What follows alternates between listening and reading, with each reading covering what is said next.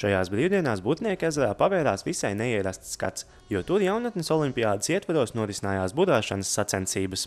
Butniekam ir vēsture saistībā ar budāšanu, jo 60. gadu otrajā pusē tur aktīvi darbojās budāšanas sekcija, ko vadīja Jānis Vītols.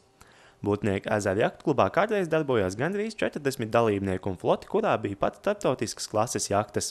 1965. gadā tika organizētas arī pirmās pašvaldības sacensības, ar kuru palīdzību budāšana Butniekā attīstījās līdz starptautiskam līmenim. Pēdējās lielās šāda mēroga sacensības notika pirms jau 46 gadiem.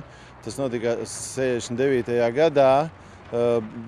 Bija PSRS jaunas čempionāts. Šāda mēroga, bet veideļu sacensības, veideļu regate ir reiz 25 notikusies arī starplaikā starp šiem mačiem. Diemžēl budāšanas popularitāte Butniekā samazinājās, kad kādā ziemā ar stipru vēju ezerā tika nostumta leduskārte, kas uzgāzās jahtu kluba piestātnei un laivu novietnei. Bet tas nebūtu nenozīmē, ka Butniekā netiek budāts. Šobrīd gan ezers vairāk saistās ar windsurfingu jeb vēja dēli.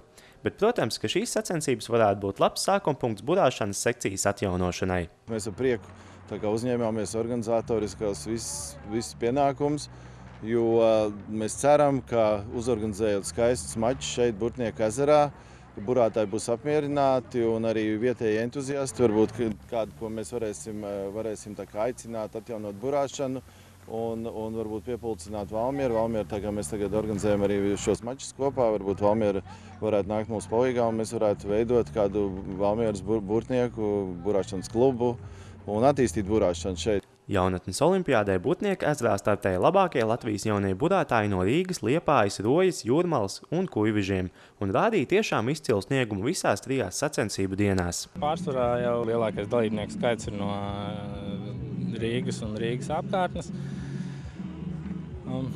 Tur arī ir tā labākā infrastruktūra droši vien tieši burāšanai. Es uzskatu, ka visi viņi, ar cik viņi ir iekļauti savu novadu pilsētu izlasēs, tad visi viņi ir jaunie talanti un perspektīvie burātāji. Sacensībās jaunie sportisti startēja trijās klasēs – optimistu klasē, kas ir pati mazākā no trijām, lāzera klasē un vēja dēļu klasē. Pārliecinošu uzvaru vēja dēļu klasē ieguva Liepājas windsurfinga kluba Rietumkrasta sportiste Aleksandra. Pirmo reizi Butniekā budā? Jā. Un kāds ir tagad sajūtas? Kā gāja? Izstāst. Diezgan grūti, jo vējš ir mainīgs, viņš visu laiku ir brāzmains ļoti un ir diezgan mazs un distance ir diezgan gara un tāpēc ir grūti. Jaunatnes olimpiādes ietvaros Butniekā startēja 53 jaunie budātāji un cerams, ka arī turpmāk arvien biežāk Butnieku ezerā pulcēsies budāšanas sporta cienītāji un butnieki atgūs savu kādreizējo budāšanas slavu.